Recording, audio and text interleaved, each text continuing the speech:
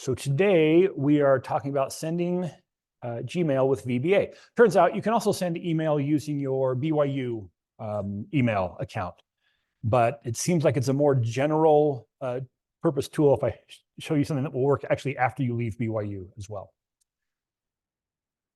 And so let's go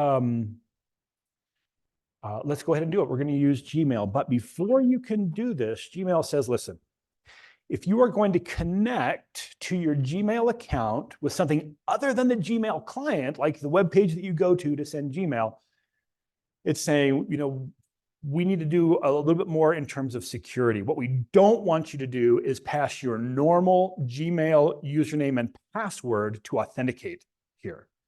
And so they're going to say, listen, you've got to have two-factor authentication set up. How many of you already have two-factor authentication set up on your primary email account? Oh, good for you. Looks like about maybe a little bit more than half. That's good. When I first started teaching this and saying, hey, let's do two-factor authentication, it might have been maybe 10 to 20% of the students had already had it set up. But ask yourself this question. How bad could your life get if a bad actor got a hold of your email credentials to your primary email account? Like on a scale of 1 to 10, with 10 being the end of the world, how bad could this be for your life? It's a 9, an 8.5. You think it's a 2? It's just a 2 if someone gets a hold of my email account? What can they do if they've got your primary email account? Like what could a bad actor do with that account? Like send email to your mom telling her that you don't love her anymore? Is that the worst it could be? In the back, what? Spotify. Oh, your Spotify, for crying out loud. Oh, I was unmoved until you said Spotify. Yeah, like looking through your email, they can see all the companies that you do business with, and they can probably like reset your password. And especially maybe even with a little bit of guessing about what your, you could probably even with your email account can get a good idea at guess at what some of your security questions may be. I mean, that was the thing that happened. What was it? Who was the running mate for, was it John McCain? Sarah Palin, right? Someone hacked into her email account. How did they get into her email account? Do you know? Like guessed her password reset. Like her question on her security question was, what high school did you attend? And so someone was like looked up what high school she attended. And it took a couple of guesses to get it right because of the way that she did it. It wasn't like the full name of the school. But yeah, reset her password and had access to all of her email. So like if someone gets a hold of your email account, it could be bad. So what we're going to do here, like to follow the examples today, you're going to have to set up two-factor authentication on the Gmail account that you're going to use. If you've already got it set up, you're great. I don't care if you like turn it off immediately after we do the example today because it's too much of an inconvenience for you. But so Google says if you're going to be logging on, we've got to have something a little bit more secure. And so step 1 is two-factor authentication. So this, and what we actually have to get is we have to get to where Google will generate a password that we can use just for sending email. And that's called an app password. Step 1 in doing that is they won't generate an app password unless you have two-factor authentication set up. So let's go ahead and follow this link to get the instructions. So step 1, go to your Google account, select security, and enable two-factor verification. So I'm going to go to my Google account. I'm going to go to security. And then somewhere down here, two-step verification. Two-step verification is on for me. I wonder if I should get, let's see, let's just kind of look and see what we have here. I'll log in. So I guess I'm going to leave two-step verification on. Hopefully you get to this point and you can see where it says turn on two-step verification. Is there anyone who's trying to set up two-step verification that has gotten to a point they're going, I don't know what to do at this point? So I have to get that set up on your account. For those of you who are trying to set up two-step verification, how many more minutes do you need to be able to have two-step verification set up? 2, so you're not quite there yet. If you're not sure, put 5 minutes and I'll come take a look.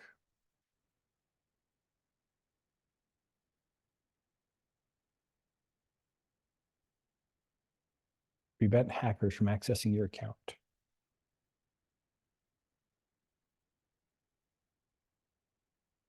Anyone have questions?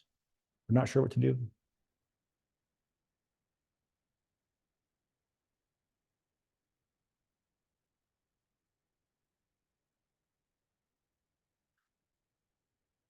Okay, what's it say to do next? We get under how to sign in, select two-step verification. At the bottom of the page, select app passwords. Two-step verification. And then right down here on that same two-step verification page, app passwords down here. Uh-oh, I have one app password set up. That's bad. That means the app password that I might have published last semester when I taught this class, I never deleted. I'm deleting it now.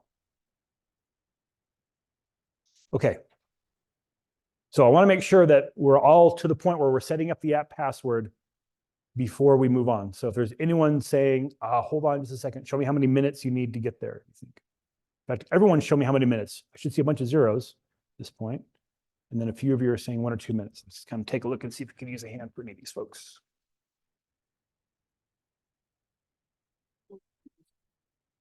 The very bottom. You got two-step verification turned on. Refresh the page. I'll scroll down. It was like inside. No, it's right here. Is anyone else looking at the place where you can turn on two-step verification and it doesn't show app passwords? You just searched for it? I'll try that. Search for it in Google. So let me see if you can tell me what you did. So you're saying you're just back here.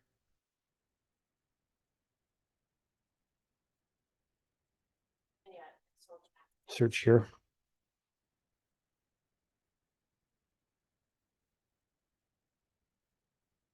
That'll get you there as well. Anyone else need a hand? All right.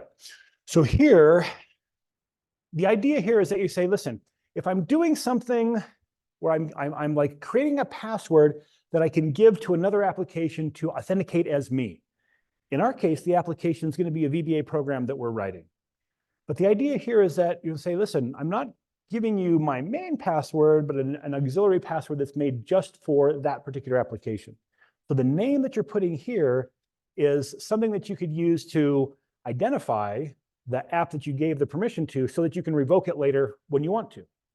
And so in this case, I'm going to say VBA mail sender.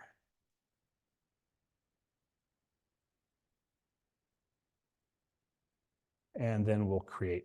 Now, I'm going to create it off screen because I think it's going to generate a password for me. Yeah, and the screen looks a little different than it did like last semester, but it's going to be, the coloration is now a little bit different, but it's going to be something like this. And you want to copy that password. It'll never show this to you again, but that is the password that you're after. And in fact, I'm going to go ahead and just kind of put this in Notepad so that I can just have it somewhere for today's exercise.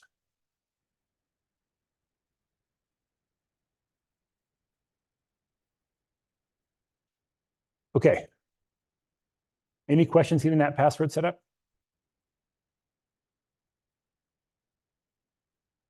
All right, so we've got that password and we'll need that later in the example today. So now let's go ahead and download these two files. This first one, when you follow the link, it's just going to open up that text file if your browser's set up to show text files. So instead of following the link, you want to right-click that email message and say save link as, or something, some text similar to that. And that will download that text file and then go ahead and open up the workbook for today.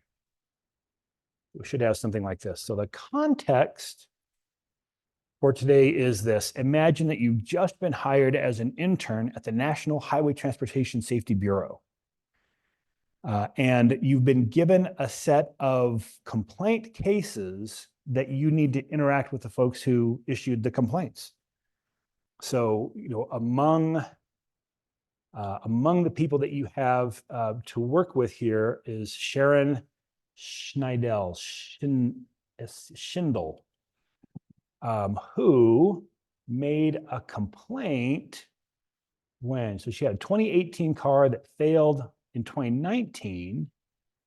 And it looks like you've been assigned issues dealing with the anti-lock brake systems of cars, because all of these are that particular system.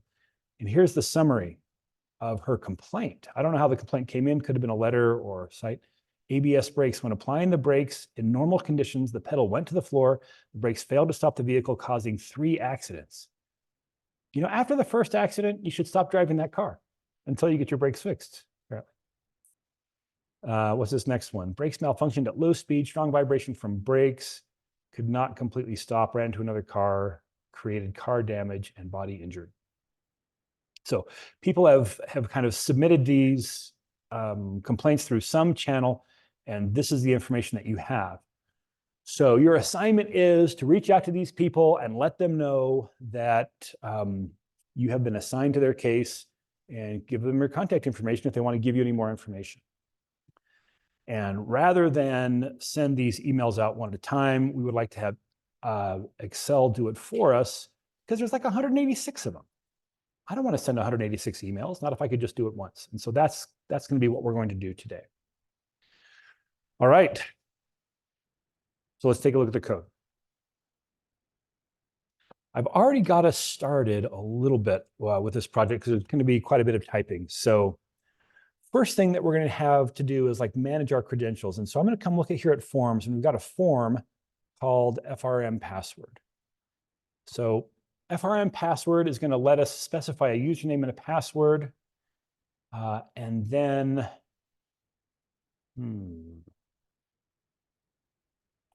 a key. I think this key is going to let us save that file. Let me just check real quick. Username, password, decrypt. Yeah. So this is actually allowing us to save an encrypted version of it. So you could take your username and password and save that. And let me just go ahead and run this and see what it looks like. All right, to run this, key credential file maker. That's going to give us a place to put the username and password in. I don't remember if we actually have to save it with a key or not. I should have reviewed this before we started. Okay, so we're going to use that here in just a little bit. But let's look at what we already have configured in module 1. So module 1 is the module that we're going to be working on. We've got this here. Run this to create a password protected credential file. Okay. This will let us create that. We'll do this together here in just a moment. This procedure will let us clear the credentials. I wonder if I created a menu on this at all. Oh yeah, email. So we've got some choice. So set credentials and clear credentials. We'll just run these to invoke that form. But here then is the main thing that we're going to do here. So send mail. We've got some variables set up that we're going to do some work with. And it's going to say, hey, listen, if we don't have a username and a password, let's get the username and password. And then, so this is just kind of getting us set up with the username and password. And then we're going to write all of our work here to actually do this mail automation. Now, as it turns out, built into VBA, the idea of sending email is not native. We're going to have to create some objects to be able to work with that as well. And I've put those into a module called mod Gmail. So let's kind of come take a look at mod Gmail so we can see what's happening here. But ultimately today, we're just going to be invoking this procedure. So this procedure is expecting to have an email address that we're sent to it, who it's coming from. So this is going to be our Gmail account, a password, that's going to be that app password that we just created, a subject and a body, so the message itself, and optionally an attachment. So this will be a path to a file that we want to attach to the email. So those are the parameters that we're sending in. And we're going to be creating 2 objects. So one is a message object and one's a configuration object. CDO stands for Common Data Object. So again, these are built into Windows, not a part of Excel, but we're creating them here. And the idea is that similar to when we worked with a database, we had to first get connected to the database. And once we had that connection to the database, then we could send a query to it and get the results back. So there was kind of we had to work with a record set and a connection object. Similar here, we have a configuration object and a message for sending this email.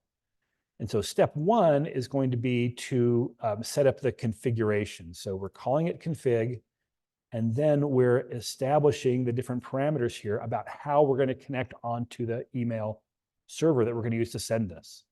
So let's just kind of look at what these parameters are. So one is called send using. So there are several different methods that we can use to send. And what we're going to do is send it by specifying the server and the port. And so that is, it's the version 2 of the way that we're going to send mail.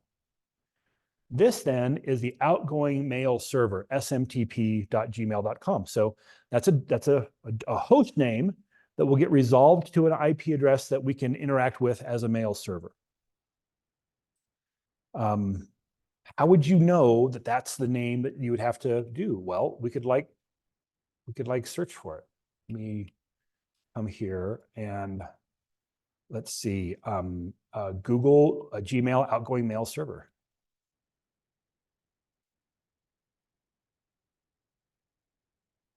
Yeah, so that tells it here, smtp.gmail.com, and the default port number is 465 for one way of security and 587 for a different way of security. And so, yeah, 465 is the port. And when we talked about database, we talked about ports. So always when you're talking to any server on an internet protocol, you need to be able to get to the server, like the actual machine. That's what the host name gets us. And then you got to know which port the service you want to interact with is listening to on that machine. And so there's the two things, the host and the port. We're then saying how we're going to authenticate. So similar here, there's several different ways that we can send the mail. There's several different ways that we can authenticate. We're going to use number one, which is just basic authentication. So we're going to pass it the email address we're sending it from, and we're going to pass it the password. Use SSL means, should we encrypt traffic between our computer and the server? And the answer is yes. So we're going to encrypt traffic that way. And so that is going to get ourselves configured. Then we're going to set up our message. So our message says, hey, who are we sending this message to? Who is it from? These are parameters that are passed in. The subject and the body. Now, this from, interestingly, how many of you have ever gotten an email that said it was from somebody that it wasn't really from? And like if you looked at the email that it came from, it really was their email address, but they never sent it. Just show a raise of hands if you've ever had that experience. Oh yeah, this used to be a much more common experience than it is now. So it turns out that the mail protocol here, SMTP, which stands for Simple Mail Transfer Protocol, was made in the 1970s. When did SMTP? When was SMTP invented? 1982. So it's the early 1980s. And it was, what would you say? Is that before or after the internet was invented? Way after. It's way after. And this wasn't initially meant, I think, for use on the internet, but it was meant for trusted networks. In fact, so much of the protocols that we use on the internet today were intended for trusted networks, where if someone had access to the network, you could trust them to behave well. Is that how you would describe the internet today? No, definitely not. And so it used to be like in the protocol, so when you send a message, you get to say, who is it from? Now, up here, we're authenticating with this. And Gmail is going to say, listen, I don't care who you said it's from. I'm going to say that it's from whoever you authenticated as. But the protocol itself allows you to say something else. In fact, for the first few years of Gmail, you could send email without authenticating. Like you didn't have to supply a username and password. You could just say, oh, I know how to talk to the Gmail server. I can send a message. I can say it's from anybody I want to, and Gmail would just like send it. And it would like say, yeah, this is from, whoever you specified it to be from.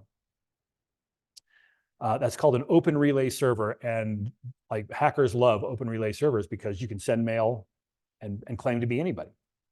It turns out one day I stumbled across an open relay server that BYU maintains to this day on campus. I don't know what they have it open for. You have to be on campus to send with it. But like, if you know the parameters, you can send messages to anyone. One year I taught my information systems students. I was teaching about security and showed them this. They sent email to all kinds of people as everyone they could think of. It was a bad idea. So I'm not going to show you that, but just realize that's kind of a security thing you should be aware of. Okay. So like, even though you can specify it, I don't think you need to in this case, because Gmail is like, yeah, we know who it's from. And it doesn't matter what you put, it's going to send it from the person you authenticated as. Now I've got some other parameters here that I have commented out. So we are going to specify the body just as plain text. But if you want to, you can specify an HTML body as well. So if you want to format an email to be fancier with like tables and images and such, you can format that as HTML and send that as HTML. And the truth is, you can send it both as, you can specify both the text body and the HTML body. And if the user's client can render HTML, it'll show the HTML, otherwise it'll fall back to the text. Almost everyone's client today can show HTML. This one's kind of handy too. You can specify who to reply to. Have you ever seen that? Where you got an email from someone, you hit reply and it responded to someone else. Yeah, that's not very common. Have you seen that? Yeah, so it'd be kind of handy. So you can have one person send it and say, hey, when you reply to this, don't reply to me, reply to someone else, and you can specify that. Who's the reply to going to go to? You'll see here that if attachment is specified, that's something that we're passing in. If attachment is specified, then we are going to call the add attachment method.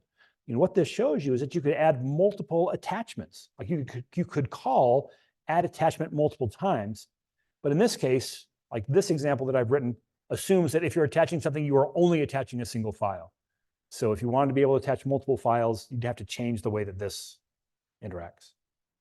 We then say, hey, our message is going to be bound on to the configuration. So we've got a configuration property of the message that connects up to the message object, or the config object that we built earlier. And then we're just ready to send the message. Now, I have this inside of an on error block, so that when I send the message, if it fails, we'll send the message here. Because I said resume next, it says, hey, if there's an error, just keep track of it and move on. We send the message.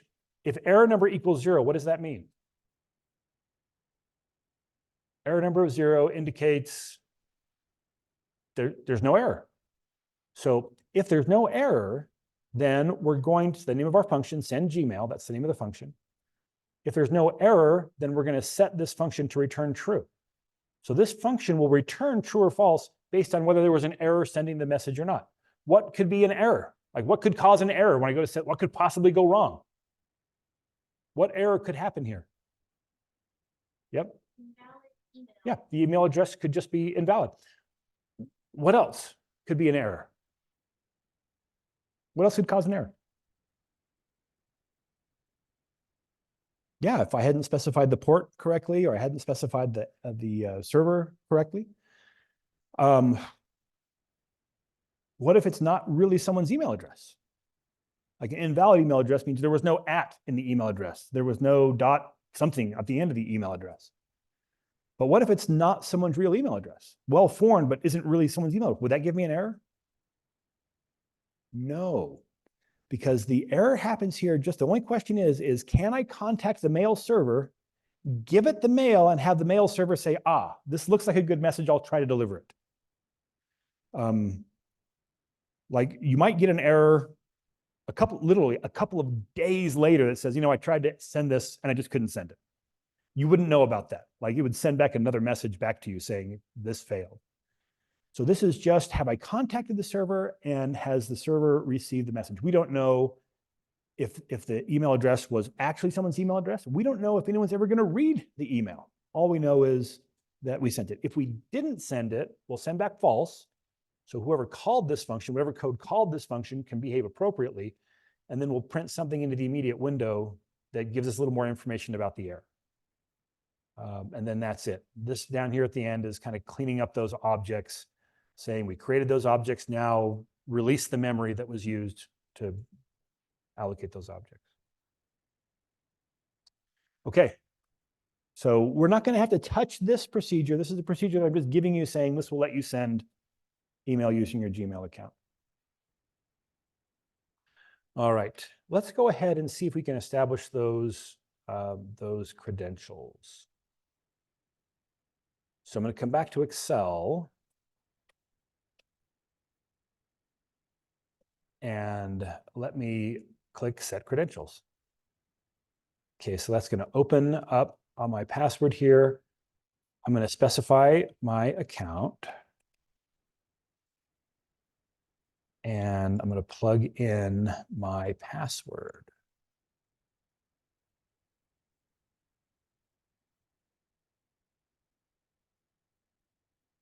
And I'll give it then a key. And this is going to like save a local copy of the password and email address, but it will be encrypted using this key. So if someone gets a hold of that file, they won't be able to make any sense of it. And I guess I could look at the code and see where it's going to save that. It's probably going to be in the same directory as this folder, as this workbook. So let me look there. Yeah, no. Where did it save it?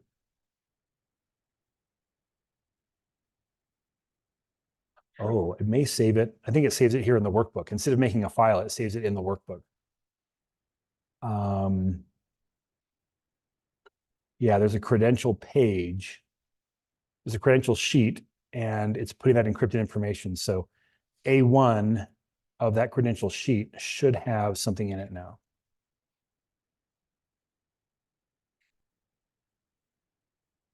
So there's an encrypted version of it. So unless someone knows the key, they can't actually get at that. So that's nice. We've got the credentials built in here. So each time I run this, it won't have to go ask for the credentials. It may ask me for the key, but it'll try to remember as long as it can. So that's good. So questions on getting your credentials set up?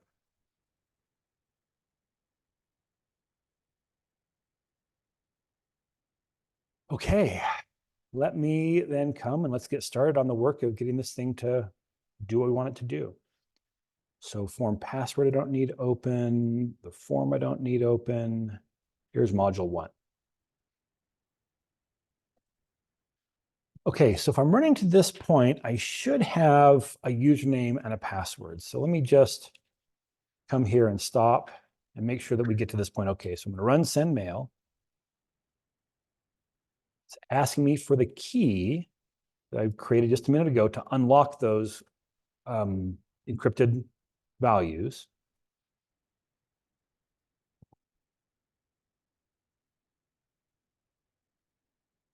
And now I should be able to ask for, I've got a variable username and password here. Username. Yeah, so it's got my username there. It's got the password as well. So at this point, we're ready to go. So here's what I'd like to do. I would like to say, all right, we've downloaded that text message. Let's go ahead and open up that text file and see that's going to be the basis of the message that we're sending. So let me open up that email message.txt. And here's the email that we're sending.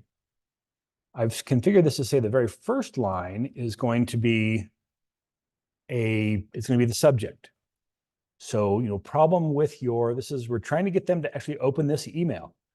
So I drive a 1999 Ford F350. And if someone sent me an email that said, problem with your 1999 Ford F350, I would say, this is not normal. If this is spam, it's not normal spam.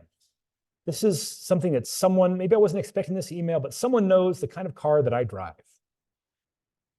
And so we'd like to do that. Dear first name. When I heard about the trouble you had with your 1999 Ford F-350, I was deeply troubled.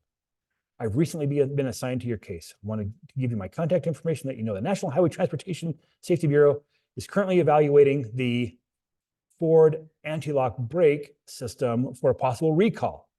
If you would like to provide any more information about the incident you experienced back in 2019, please don't hesitate to contact me. Sincerely, all this other information. So that's the idea. So we've got the message here specified in this text file. We'll read that text file in. We will then fill it in with the details from this first line, and we'll send that information now. Trouble is, we don't have any email addresses here. So here's what I want you to do. Plug in an email address that you have access to. So you're going to send this email to account besides your Gmail account. So presumably you have more than, you must have a BYU account. So I'll come in here and put my BYU account, gov@byu.edu. So I'm gonna go ahead and fill in the information about me as well. Gov Allen, phone number 801-422-1206. And I'll just copy that down a few. I used to have this pre-filled with a dozen or so different email addresses that are all aliases that I had at BYU. And I could always tell when someone was working the example like a long time after class because I'd get notifications about my 1990 Jeep Cherokee or something was the example. But now you're going to, of course, you could type in my own email address, but type your email address so that when you send it, you can verify that it comes through. And then we'll have kind of the rest of this, like all this other information that we're to parameterize that email with. Okay, so let's start off by reading that message in. Actually, let's start off by making a loop that loops across the data. So do we have, yeah, we already have row set up as a variable. So our data has a header row. So we'll start at row 2. And let's just go ahead and make, after our stop here, let's make a loop. R equals 2. And then we're going to do until cells. And we have the name. Yeah, so it looks like our sheet is called data. Yeah, so if we look here, we can see that both the code name and the sheet name are both data. So do until data.cells, row number R, column number B, column number 2, dot value is equal to an empty length string, loop. Better do something to change where we're looking. R equals R plus 1. It's a do loop. I better put a do events in case it gets out of control. And I'm just going to print off the names, the first names of folks so I can see if my loop is working correctly. Debug.print. And the name is in column 3. So I'll move my stop down below the loop, run that. It should just scroll off a bunch of first names here. So it looks like it printed off the first name. So I've got now a loop that's looping across the data. I'm ready to send some messages. Now, it's possible that we might be sending different message template to different folks depending on something else here. Right now, our message column is all set up for that email message.txt. But let's say, hey, the first thing that we do, it doesn't take very long to read a file in from the disk. So even though I might think, maybe I should just read this file once and then use that data to send all the messages. Since this is anticipating the possibility of multiple messages, inside the loop, step 1, let's read our the message that we're going to be sending, like the base of the message. I think we've got a variable here called message. So let's just say that we want to read that whole message. So let's open the file for that. So the file, we're going to assume that it's in the same location as this workbook. So this workbook.path concatenated with the application's path separator, / for Windows. concatenated with the name that we just read in, and that is in column 2. And we're going to open that for input as number 1. Then I'm going to close number 1, and I'll work between that structure. Now, before, when we read, last time we worked with text files, we read them one line at a time, but this is going to be small. This is a small file. I'm going to read the whole thing into memory at once. And so the way that we do that is message, the name of our variable, equals, there's a function called input. I tell it how many characters to read, 55, and the file number, 1. That will read the first 55 characters off of that file that we just opened. Well, I don't want to read the first 55. I want to read however many there are.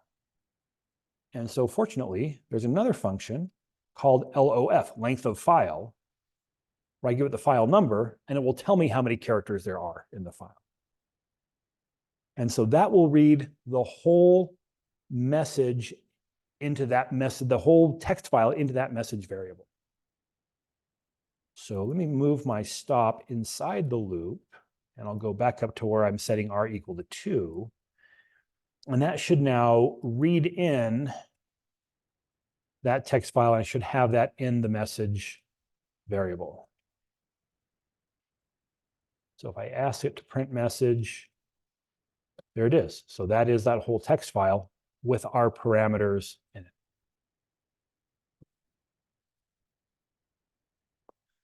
So now I've got to establish those. I got to like modify those parameters. I want to change like those parameters for what they are. Now I've named these in such a way that I could infer the parameters from the column names that are out here.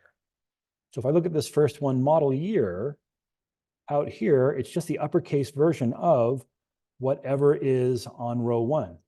So what I'd like to do now is I'd like to say, you know, I'm not sure which of these columns might be in the template, but let's just go across this whole, like read this whole record and say, listen, if there's a parameter for model name, change it. If there's a parameter for system, change it. If there's a parameter for the number of people injured, change it. So now that I've got the template read in, let's just make a loop that goes across those columns. So we'll fill in the parameters. I think I've got a variable called C for going across our columns here. So I'll do another do loop right here. We'll do until, and it's going to be data cells, row number 1, column number C. Oops, we better establish C. Let's start C equal to 3. I think 3 is the first one that I might need. I'm not going to have a parameter for message. Wouldn't hurt, I guess, to start there. Message sent, we're going to like put a date in here when we've successfully dispatched the message. So I don't think either of those two we need. So we'll start with column 3, and we're just going to continue to loop until we run out of columns here. So do until the value of that row 1, whatever column we're looking at, is equal to a 0-length string, loop, C equals C plus 1, do events.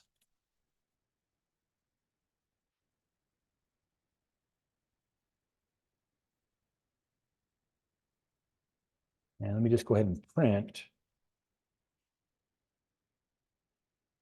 And maybe what I'll do is I'll print this thing configured to be like those tags. So I'll just do the uppercase of the opening tag bracket concatenated with the text from row 1, the current column, concatenated with the closing tag bracket. So now that should, and maybe I'll also print, see, that should just print off the names, like the parameters that we're looking for. Debug.print. What have I got here? Oh, it's probably a space. Need a space by those ampersands. We'll get up here, setting column C to 3, and then iterating across those. Until I got a do loop, I'm going to try to remember to save before I run it because I'm a little nervous. I'll run that. It looks right. Okay, so third, the parameter we're looking for is F name, then L name, email, agent name, phone, city, state, all these things.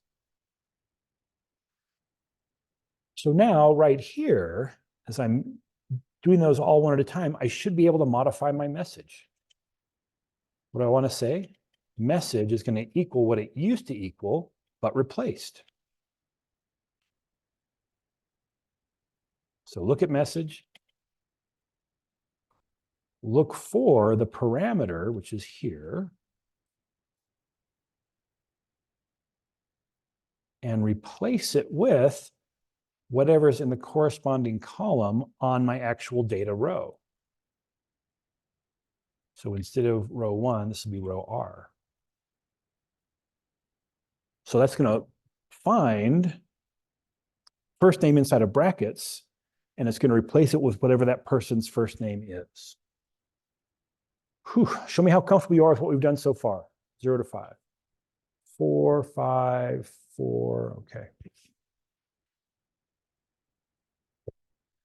So now I should be able to run that again, and I should have a parametered version of I should have now a filled message. So let me run that again. Guess I don't really need to keep printing those names off. I just wanted to make sure that looked right. And run it, and let's look at my message now.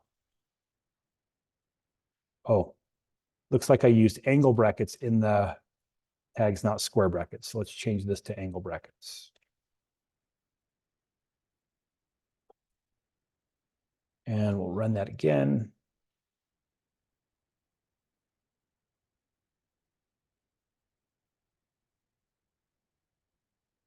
Looks pretty good except for first name. Did I just have that named wrong in my file? Oh, it's F name here. So I think maybe the simplest way forward is just change the name here.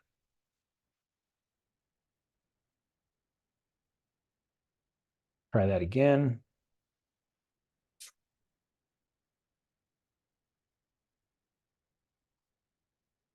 Dear Sharon, I heard about the trouble you had with your 2018 Chevrolet Silverado. I was deeply troubled. Oh, and here it even shows like the first line of that message is still the subject line. So we need to split that off here in just a minute. Okay. I think our message is pretty close. Trouble is we've got the subject kind of mingled in. Well, we've got a variable for the subject. So let's just go ahead and get that off. The subject is going to equal, and let's just split the message. Actually, do we have a...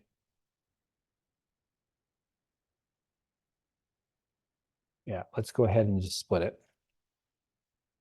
So split is look at the message.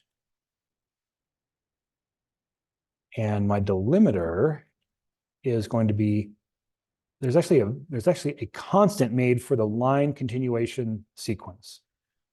Oh, it's called VB new line. This is a 2-character sequence. Oh boy. On Linux or Unix machines, including Mac OS, there's one character that says, hey, this is the end of a line in a text file. It's character number 10. What is character number 10, you ask? I can't remember. It's either a line feed or it's a carriage return. Let's go to images.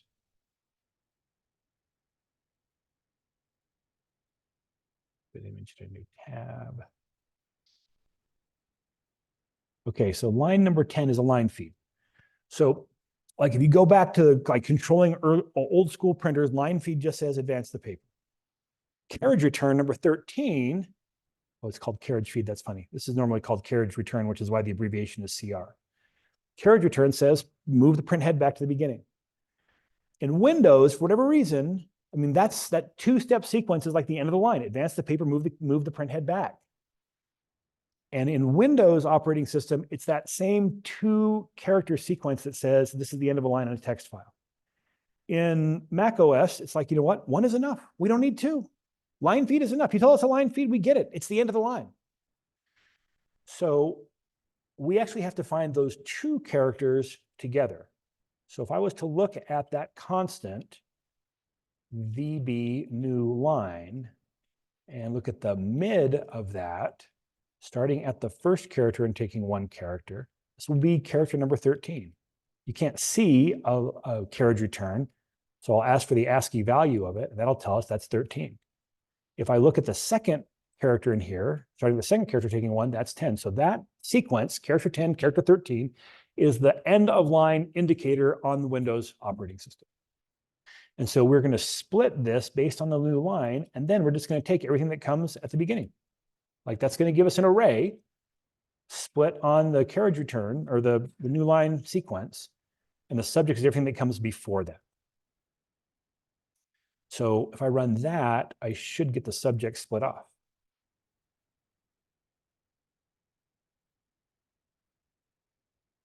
But it's still a part of my message. So now I got to get the message for everything that comes after that. So let's just change the message to be equal to the mid of message starting at the length of my subject. That will give me how many characters there are in the subject, but then there's two characters that come after it, a carriage return and a line feed that I don't want as part of my message at the beginning. So I will add 2 onto that. I think that'll get it just right. I've got the subject. Now we'll go ahead and chop off the message. Let's take a look at the message.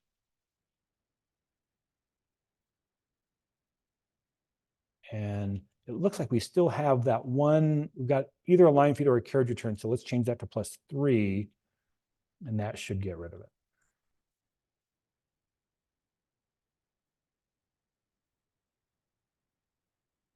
+4. See how it's kind of giving me a blank line in here? I kind of expected that +2 would have done it. Still, the mid of the length of subject. Length of subject. Let's add 10 characters to it. That should chop off part of the message. I'm not quite sure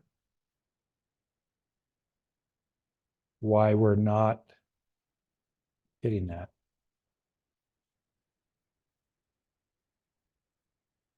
Yeah, so had. And now I've actually changed what the message is, length of subject. So what did I miss here? Why is +2 not the right amount? +3. Now, the fact that I've now changed what message is, so I've got to go back and rebuild message. I'm going to stop my code and run it from the beginning. Oops, it's asking for my key again.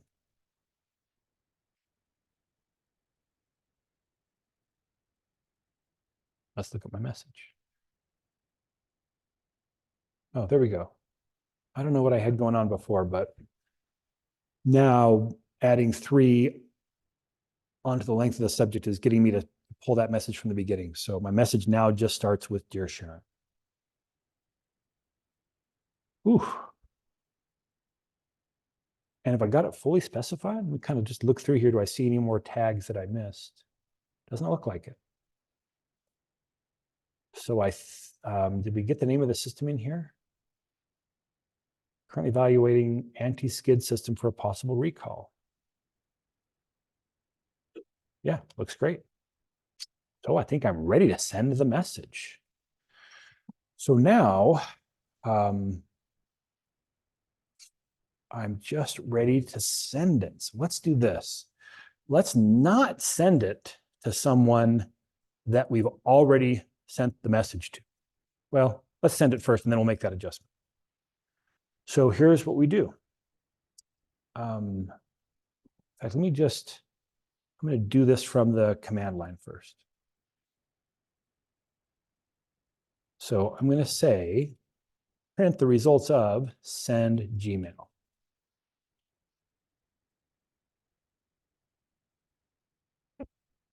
First one is who I'm sending it to. Oh, let's see, that's a problem. See, I'm on that row. It would be nice, before we get here, it would be nice if I kept track of that email address. We actually have a variable for it, email, right here. So let's come in here as we're looping across the columns. Let's just check and see if we bumped into the email address, and let's keep track of it. So let's say if the cell that we're looking at, not uppercased, is equal to email, right? Is that how it is? Yeah, I'll just lowercase. Then our variable called email is equal to that value that we saw. So as we're looking across all those columns, if we find one where the column is email, then we're going to read the email off of the current row and that column. So that will remember the email so that when we get, I'll stop my, well, let's see. Guess I'll just drag to the end and finish running it. That way it doesn't lose my credentials anymore. So I'll run this again, and now I should be able to have the email address here. Yeah, so that's the email address we're sending to. So I'm going to be sending Gmail. Send to is email. Send from is it username? I think it's just username. Question mark UN. Yeah. UN, but I'm going to concatenate on Gmail. I'm sorry, at gmail.com.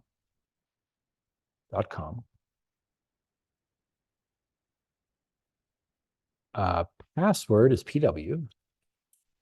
Subject is subject. Body is message.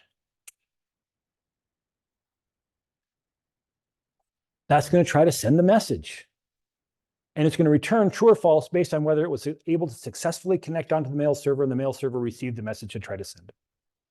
Let's see what it prints. Hopefully it prints true. Or let's see. Okay, so argument type mismatch, which means something I'm sending is not the unexpected type. Well, it could be email instead of email.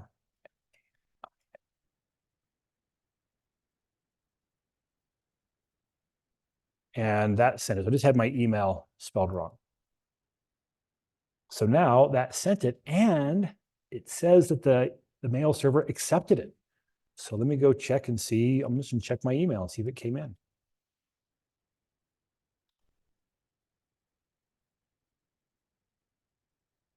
Oh, so here's telling me that I removed my app password. That's the one from last semester. And I refresh this. Let me check for spam. Oh, no, let's see. I sent it to my BYU account. So let me go to Outlook. BYU.edu.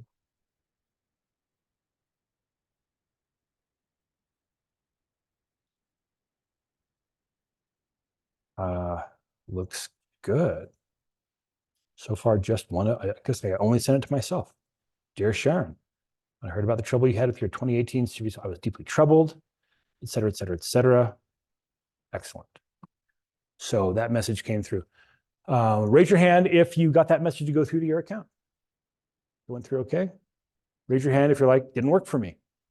What are you getting for an error? Or it just says false, but it should have printed something out in the window below. What does it say? Mine says that it cannot be sent to SMT solvable. The transport L code is 0x. That's okay. That won't help me. Okay, so it said it couldn't talk to the server. Tell me what network you're connected to. Are you connected to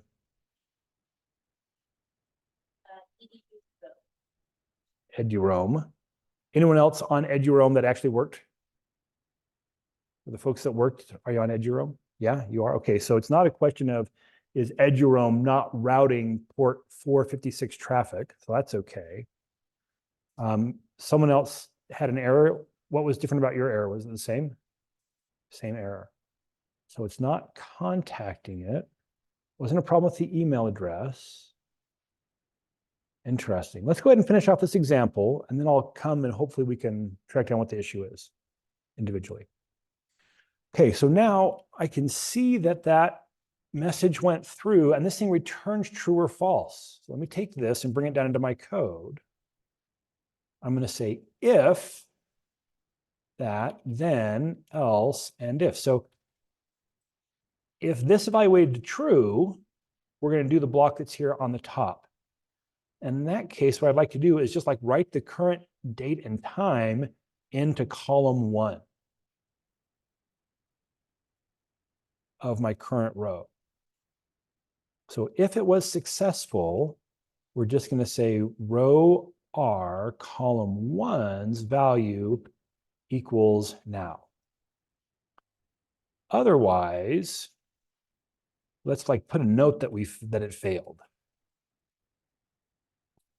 And that's all we're getting back is whether it failed or not. So I'm going to write that, either write the time that it got sent or that it failed.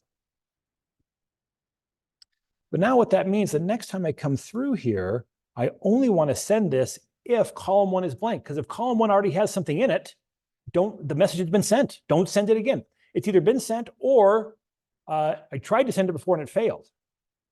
So I'm going to put this whole thing in an if statement. If something, then have this in,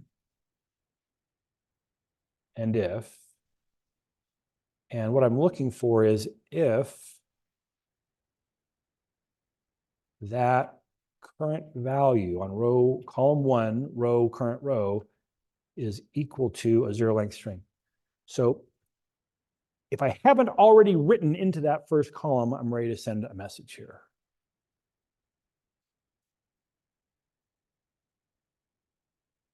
All right, I'm going to do one more thing here, and that is I don't really want to give myself a whole lot of mail. So if R is greater than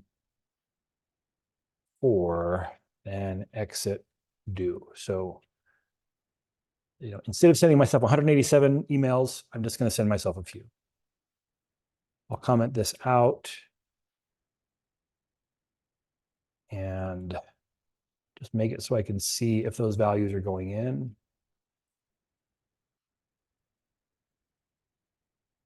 Oh, I probably should. I'm going to go ahead and execute this line by itself to plug the value into my first one that I just sent. And now I'm just going to set this to run. I'm going to save it and then set it to run.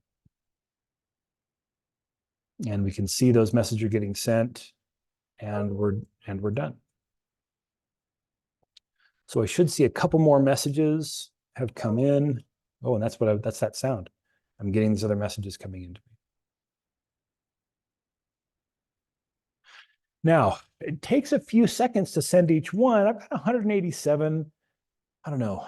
Could I feel excited about watching that date go in 187 times?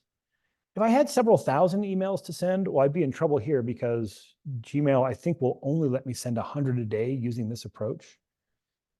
It'll let you send, like Gmail, like no matter how you send them, will not let you send more than 500 messages a day from your account. So if you like get down and send a bunch of emails, it'll stop you at 500.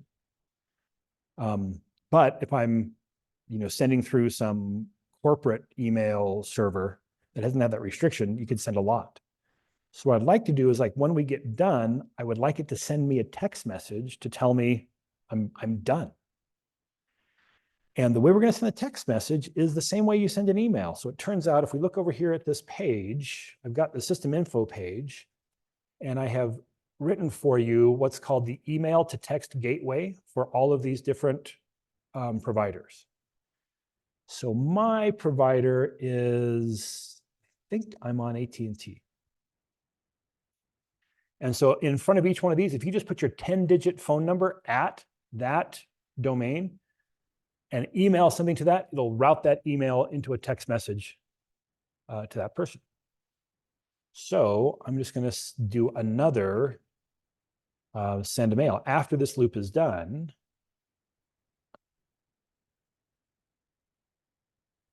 I'm going to send another message. So send Gmail.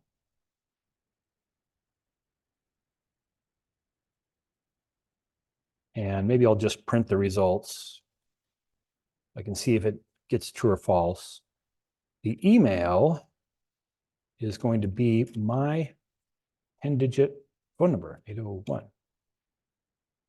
372 0683 at att.net, text.att.net.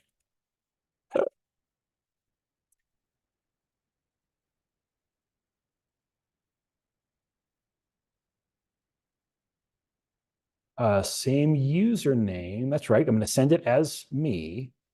Same password. Subject. I'll send no subject. And the message is, how do I want my technology to address me? Father, I have done your bidding.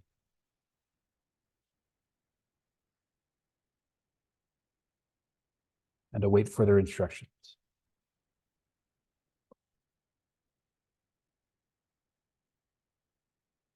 So let me go ahead and bump this up to send a couple more messages, 6. And so now after it sends those next 2 messages, it should send this one. So let me turn my phone off of silent and maybe we'll be here long enough to hear it come through. Do not disturb, off. Okay, so I think I'm ready to run it again.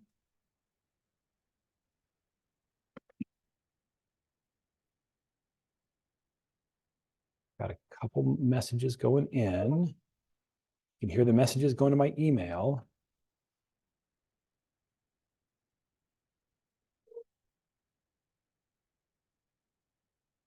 Waiting for my message to come through. It printed true there at the end, so I know it succeeded to send it. Oh, the dash is probably killing me. That would do it. So I'll go ahead and run it again. I don't think it's going to print anymore because it should end there.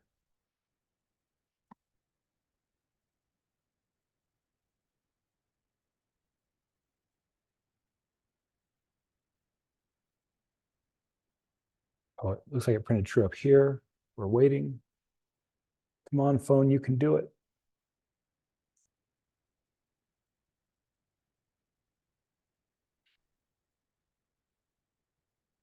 Hasn't come.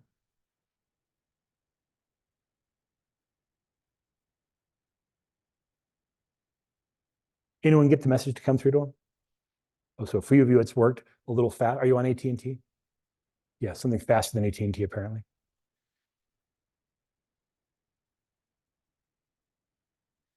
There it is. That wasn't it. That was someone asking for help. Seriously, you're asking for help on the project during class?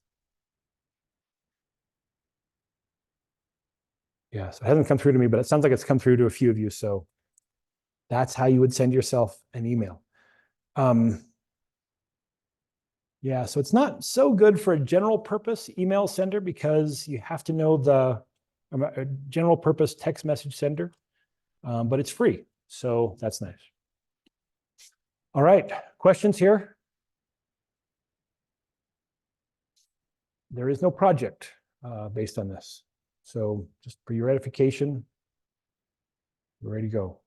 All right, you have enough to do database project, which is due tonight, isn't it? Database project due tonight. And you have enough to do the project 6 as well. All right, if you are having an error and you want me to take a look at it, why don't you go ahead and come on down here. We'll take a look here at the end of class. That's it for today. Thanks for coming. Class dismissed.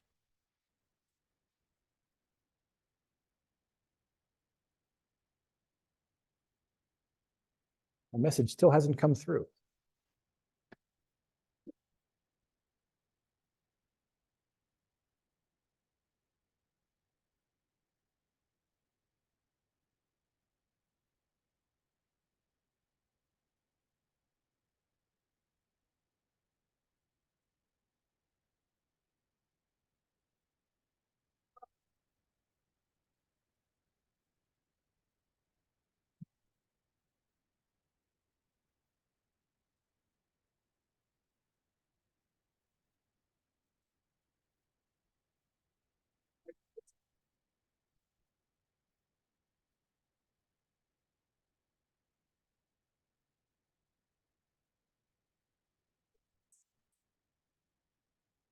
You got a question? Bring it over here. Let's take a look. I just make sure it sells.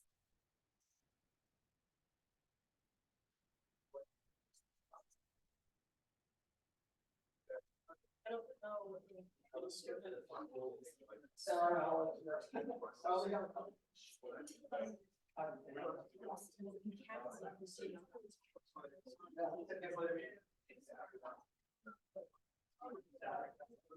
Oh, no, no, that is. So that one.